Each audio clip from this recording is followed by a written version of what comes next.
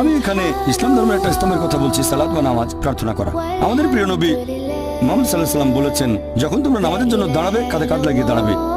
আপনার পাশে যে লোকটা দাঁড়িয়ে আছে, হোক সে কালো বা সাদা, ধনী বা গরিব, রাজা বা ফকির, যখন আপনি নামাজ পড়তে দাঁড়াবেন, কাঁধে কাঁধ লাগিয়ে দাঁড়াবেন। এভাবে আমরা সার্বজনীন ভ্রাতৃত্বের চর্চা করি প্রতিদিন কমপক্ষে 5 বার। এই ভ্রাতৃত্বের আরেকটা উদাহরণ হলো হজ। এটা ইসলাম ধর্মের আরেকটা স্তম্ভ। যেসব ধনী লোকের সামর্থ্য আছে, যাদের স্বাস্থ্য উপযোগী মক্কা ভ্রমণের জন্য হজ করতে, তারা জীবনে অন্তত একবার সেখানে যাবে।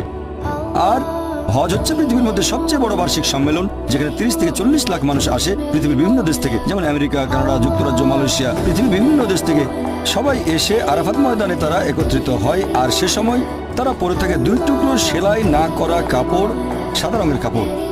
আপনি বুঝতে পারবেন না আপনার পাশে যে লোকটা দাঁড়িয়ে আছে সে রাজা না ফকির। আর সবাই তখন মুখে একটা কথাই বলতে থাকে, লাব্বাইক আল্লাহুম্মা